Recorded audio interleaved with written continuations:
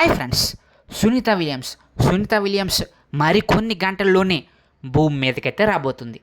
మరి భారత సంతతికి చెందినటువంటి సునీత విలియమ్స్ అంతరిక్షంలోకి వెళ్ళి 8 రోజుల్లో వస్తారనుకున్నటువంటి వాళ్ళ ప్రయాణం అకస్మాత్తుగా అడ్డం తిరిగి 9 నెలల నుంచి అంతరిక్షంలోనే ఉండిపోయింది.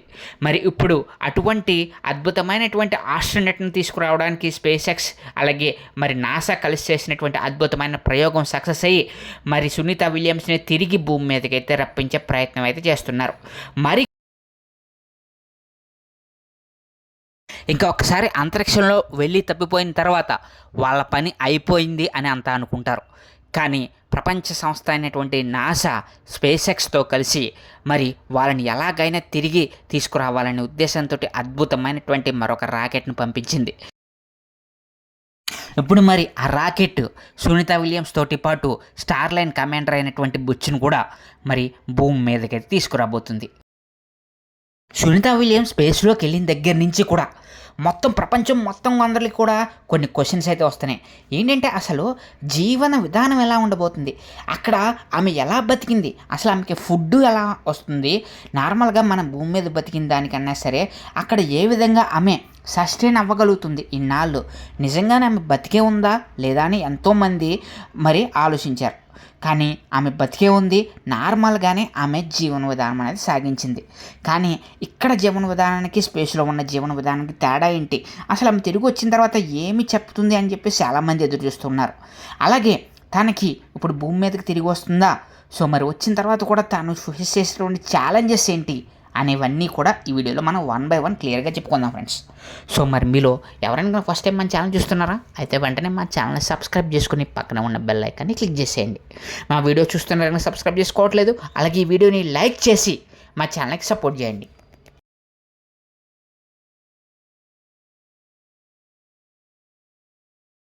సునీత విలియమ్స్ 2024 జూన్లో నాసా ప్రయోగించినటువంటి ఒక రాకెట్ని తీసుకుని రాకెట్ పైలట్గా మరి తానైతే అంతరిక్షంలోకి వెళ్ళింది.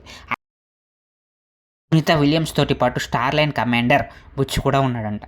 సో మరి ఇలా వీళ్ళిద్దరూ ఈ యొక్క అంతరిక్షంలోకి నాసా ప్రయోగించబడినటువంటి ప్రయోగానికి అంతరిక్షంలో ఏం జరుగుతుందో ప్రయోగాత్మకంగా తెలుసుకుందామని చెప్పేసి వెళ్ళారు. 8 రోజుల ప్రయాణం వెళ్ళదు, అంటే జూన్లో వెళ్ళినటువంటి వాళ్ళు 8 రోజుల్లోనే తిరిగి వచ్చేయాలి. కానీ వెళ్ళినటువంటి ఆ యొక్క రాకెట్ ఏదైతే ఉందో స్టార్లైన్ కమాండర్ యొక్క అవసరం లేకుండా, అంటే పైలట్ అవసరం లేకుండానే వీళ్ళు అక్కడ అంతరిక్షంలోని దిగ్గానే ఆ రాకెట్ మళ్ళీ తిరిగి భూమి మీదకి వచ్చేసింది. కొన్ని సాంకేతిక లోపాల వల్ల డ్రైవర్ అవసరం లేకుండానే పైలట్ అవసరం లేకుండానే ఆ రాకెట్ అనేది భూమి మీద వచ్చేసింది అనమాట. దాంతో అప్పటి నుంచి కూడా సునీత విలియమ్స్ వాళ్ళు అక్కడే ఉండిపోయారు. వాళ్ళకి ఏం చేయాలో కూడా తెలియని పరిస్థితి. తిరిగి మళ్ళీ బతుకుతామా, ఇక్కడ ఎలా బతుకుతాము అనేటువంటి పరిస్థితి అనమాట.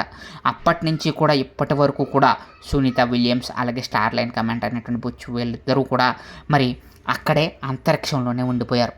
అప్పటి నుంచి కూడా నాసా వీళ్ళని తిరిగి తీసుకురావాలని ఎంతో ప్రయత్నం చేసిందనమాట. మరి ఇప్పుడైతే తిరిగి భూమి మీద తీసుకొచ్చే ప్రయత్నం చేస్తుంది. అయితే అక్కడ మీరు గమనించినట్లయితే అక్కడి నుంచి నాసా వాళ్ళు లైవ్ ప్రోగ్రామ్స్ అయితే కండక్ట్ చేశారనమాట. అసలు వీళ్ళు అంతరిక్షంలో ఎలా పడిపోయారు, అసలు ఏ విధంగా డ్రాప్ అవుట్ అయ్యారు, అక్కడ ఏం చేస్తున్నారు అనేది కూడా మన అందరికీ కూడా లైవ్లో చూపించడం జరిగింది కదా. అలా చూస్తున్నంతసేపు మనకి కొన్ని విషయాలు అయితే అర్థమయ్యాయి. అంటే అక్కడ గురుత్వాకర్షణ శక్తి అనేది మరి ఏదైనా ఒక నార్మల్గా మనం ఏదైనా ఒక గాల్లోకి కానీ బంతిని కానీ లేకపోతే దేన్నైనా సరే పైకి విసిరామనుకోండి, తిరిగి భూమి మీద పడుతుంది. దాన్ని గురుత్వాకర్షణ శక్తి అని అంటాం కదా. మరి ఆ విధంగా భూమికి గురుత్వాకర్షణ శక్తి ఉంది, అంటే ఆకర్షించేటువంటి గుణం ఉంది. మరి అలా అంతరిక్షంలోకి వెళ్తే ఆ గురుత్వాకర్షణ శక్తి ఉండదన్నమాట. అంటే ఎక్కడోళ్ళు అక్కడే ఫ్రీజ్ అయిపోతారు. మీరు ఇప్పుడు చూసుకున్నట్లయితే మరి మనకి సునీత విలియమ్స్ గాల్లో తేలినట్టు మనకి విజువల్స్ అయితే కనిపిస్తూ ఉంటాయి కదా, గాల్లో ఎలా తేలుతున్నట్టు అలాగే మనకి ఎగురుతున్నట్టు, అంటే ఒక గాలి హ్యాంగింగ్ స్టేట్లో ఉండిపోతారనమాట. అలా గురుత్వాకర్షణ శక్తి అనేది 2 to 3 టైమ్స్ అనేది అక్కడ తక్కువ ఉండడం వల్ల, అంటే భూమికి ఆకర్షణ శక్తి ఉంటుంది కదా, ఆకర్షణ శక్తి లేకపోవడం వల్ల అంతరిక్షంలోకి వెళ్ళిన తర్వాత సునీత విలియమ్స్ ఇలాగా ఈ విధంగా అలా గాల్లో తేలుతూ ఉంటారనమాట. ఆ విధంగా తేలుతూ ఉండడం వల్ల ఏమవుతుందంటే గాలికి మనుషులు బరువు తగ్గిపోతారు. అలాగే అందరికీ వచ్చిన డౌట్స్ ఏంటంటే అక్కడ అసలు వాళ్ళు ఎలాగా జీవనాన్ని కొనసాగించారు అని. మనకు చూసుకున్నట్లయితే వాళ్ళకి ఈ యొక్క అంతరిక్షం సంస్థకు సంబంధించినటువంటి నాసా వాళ్ళు ఏం చేస్తారంటే మిగతా వాళ్ళతో పాటుగా వీళ్ళకు కూడా కొన్ని ఆహార పదార్థాలు పంపిస్తారంట.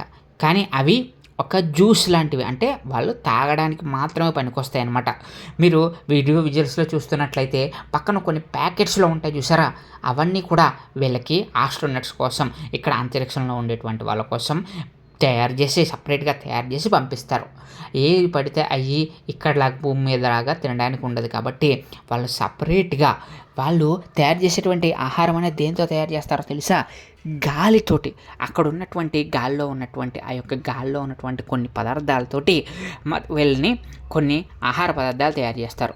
అవి కూడా మనకి ఘన పదార్థాల్లో ఉంటాయి, అంటే ద్రవ పదార్థాల్లో ఉంటాయి అన్నమాట. వాటిని తీసుకొని వీళ్ళ తాగలరు, అంతేగాని మనకులాగా నోట్లో పెట్టుకుని నమలడం కానీ తినడం కానీ ఇవేమీ చేయలేరు. జస్ట్ సిప్ చేయగలరు అంతే. వాటికి ఆ ప్యాకెట్స్ రూపంలో వాళ్ళకైతే అన్నీ అందిస్తారు. అలా అందించిన వాటితోనే వీళ్ళ జీవనాన్ని సాగించాలి. అలాగే అక్కడ చూసుకున్నట్లయితే మీకు బట్టలు అవి ఇప్పుడు మనకి భూమి మీద ఉన్నాం అనుకోండి, మనకి డ్రెస్ చేంజెస్ ఇవన్నీ ఉంటాయి కదా, స్నానం చేయడం అవన్నీ అక్కడైతే పాసిబుల్ అవ్వవు అనమాట. అక్కడ ఉన్నటువంటి శక్తికి ఏంటంటే బట్టలు అనేవి అంత త్వరగా మాయవు కాబట్టి ఒక డ్రెస్ తోటి కొన్ని రోజుల పాటు కొన్ని నెలల పాటు గడిపేస్తారంట. అలాగే ఏదైనా మీకు ఆ డ్రెస్ కనుక పాడైపోయింది అని అనుకోండి, అక్కడి నుంచి బయటికి అలా వదిలేస్తే అక్కడ ఉన్నటువంటి వివిధ రకాలైనటువంటి వాయువులతోటి అక్కడికక్కడే ఆ డ్రెస్సులు అనేవి కాలిపోతాయంట. సో ఈ విధంగా మరి మనకి బట్టలు మార్చుకోవడానికి కూడా కుదరదు. అలాగే అక్కడ మనకు తినడానికంటే ఆహార పదార్థాలు అయితే వీళ్ళ పంపించినవి సెలెక్టెడ్ మాత్రమే తినాలి, అంటే తాగడానికి మాత్రమే ఉంటుంది. అలాగే మీరు చూసుకున్నట్లయితే ఎప్పుడూ కూడా గాల్లో ఎగురుతున్నట్టు, అంటే భూమి అక్కడ గురుత్వాకర్షణ శక్తి ఉండదు కాబట్టి వీళ్ళు అలాగా గాల్లో ఎగురుతున్నట్టు ఉంటుంది. అలాగే ఇక్కడ ఏమవుతుందంటో తెలుసా? అక్కడ ఉన్న వాళ్ళకి త్వరగా ముసలోళ్ళు అయిపోతారంట. అంటే మనకి భూమి మీదకు కంపేర్ చేసుకుంటే అక్కడ ఉన్నటువంటి టెంపరేచర్స్కి ఏమవుతుంది అని అంటే బోన్స్ అనేవి మెల్ట్ అయిపోతాయి. అలా మెల్ట్ అవ్వడం వల్ల ఏమవుతుందంటే ఆ బోన్స్ అనేవి త్వరగా ఇరిగిపోతాయి అన్నమాట. అంటే ఒక డొలలా తయారైపోతాయి. అలాగే చర్మం మీద ఛాయలు పడిపోతాయి, అంటే ముడుచుకుపోద్ది అనమాట. ఆ విధంగా తయారైపోతాయి. సో కాబట్టే వీళ్ళకి వచ్చిన తర్వాత సునీత విలియమ్స్ కానీ ఈ యొక్క బుచ్చి కానీ వీళ్ళు వచ్చిన తర్వాత భూమి మీదకి వచ్చిన తర్వాత చాలా చాలా ఇబ్బందులు ఉన్నాయని చెప్పేసి ఆస్ట్రోనట్స్ అయితే చెప్తున్నారు. అంటే వాళ్ళు నడవలేదు కదా, సో అలా గాల్లో తేలుతూనే ఉన్నారు. వాళ్ళ నిద్రపోవడానికి అంటూ ఒక సపరేట్ దాంట్లోకి అలా లోపలికి వెళ్ళిపోతూ ఉంటారు. అలా వెళ్ళిపోయిన తర్వాత దాంట్లోనే వాళ్ళు నిద్రపోతూ ఉంటారు. అంటే గాల్లో తేలుతున్నట్టే, మొత్తం కూడా గాల్లో తేలినట్టే అదే విధంగా ఉంటారు. మరి అప్పుడు ఒకేసారి అక్కడ ఇప్పుడు 9 నెలలు నుండి వచ్చారు కదా, సో ఇక్కడికి వచ్చిన తర్వాత వీళ్ళు ఉన్నటువంటి భూమి మీద ఉన్నటువంటి వాతావరణానికి అలవాటు పడాలంటే మినిమం 2 to 3 వీక్స్ పడుతుందంట. అంటే వాళ్ళు నడవలేరు. ఇప్పుడు నడిచి భూమి మీద మనకులాగా నార్మల్గా నడవలేరు. వచ్చిన తర్వాత వాళ్ళకంటూ కొన్ని ఎక్సర్సైజులు ఉంటాయంట. అలాగే వాళ్ళకి అక్కడ ఉన్నటువంటి ఆ వాతావరణానికి ఇక్కడ వాతావరణానికి అలవాటు పడాలంటే మినిమం 2 months పడుతుందని చెప్పేసి అయితే శాస్త్రవేత్తలు చెప్తూ ఉన్నారు. అక్కడ ఉన్నటువంటి వాతావరణం అనేది అంత దారుణంగా ఉంటుంది. అంటే వీళ్ళకు ఉన్నటువంటి ఒక షిప్ లాంటిది ఉంది చూసారా, దాంట్లో మాత్రమే వాళ్ళు ఉండాలి. ఇంకా దానికి సంబంధించి కొంచెం వాళ్ళ వర్క్ అయిపోయిన తర్వాత కొంచెం రిలాక్స్ అవుతారు తప్ప మిగతా టైం అంతా ఒక బందీలో ఉన్నట్టు అలా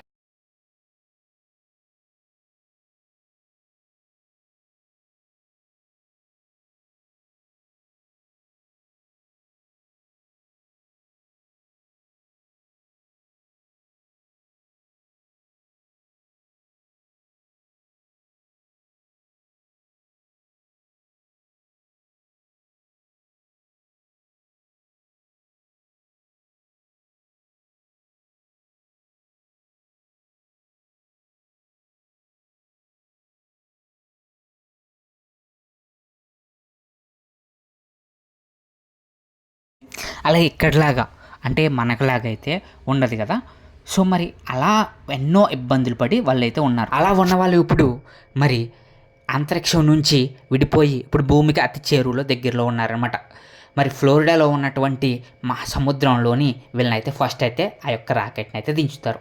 అక్కడి నుంచి ఆ యొక్క రాకెట్ని బయట తీసేందుకు ప్రత్యేకమైనటువంటి బృందాలను అయితే నాసా పంపించింది. సో వాళ్ళు వీళ్ళని పైకి తీసుకొస్తారనమాట. ఈ విధంగా మహాసముద్రంలోకి వీళ్ళు దిగిన తర్వాత ఆ వీళ్ళని మళ్ళీ పైకి తీసుకొచ్చి భూమి మీదకి అయితే తీసుకురావడం జరుగుతుంది. మరి వాళ్ళు వచ్చిన తర్వాత ఏం జరుగుతుంది, అసలు వాళ్ళు ఎలా ఉన్నారు అనేది వాళ్ళ నోటితో వినాలని ఎంతోమంది అయితే వెయిట్ చేస్తూ ఉన్నారు. మరి ఆ విధంగా ప్రపంచంలోనే అత్యంత అద్భుతమైనటువంటి అంతరిక్ష ప్రయాణం చేసినటువంటి మహిళగా అన్నాళ్ళు మరి అంతరిక్షంలో ఉన్నటువంటి మహిళగా సునీత విలియమ్స్ అయితే రికార్డ్ని అయితే బ్రేక్ చేయడం జరిగింది. అలాగే ఈ విధంగా అంతరిక్షంలోకి వెళ్ళినటువంటి అద్భుతమైనటువంటి భారత సంతతికి చెందినటువంటి మహిళగా కూడా మరి సునీత విలియమ్స్ అయితే మరి పేరు తెచ్చుకుందనమాట. మరి రేపొద్దుట ఏం జరుగుతుంది, అసలు ఏ విధంగా మరి సునీత విలియమ్స్ భూమి మీద చేరుకుంటుంది అనేది మరికొద్ది క్షణాల్లో మనందరం కూడా చూడబోతున్నాం. సో మరి ఇది ఫ్రెండ్స్ ఈరోజు మన వీడియో. ఈ వీడియో మీకు నచ్చిందా? మరి మీకు మరిన్ని ఇలాంటి ఇంట్రెస్టింగ్ వీడియోస్ కావాలనుకుంటున్నారా? అయితే వెంటనే మా ఛానల్ని సబ్స్క్రైబ్ చేసుకుని పక్కనే ఉన్న బెల్ ఐకాన్ని అయితే క్లిక్ చేసేయండి. Thank you friends, thank you so much.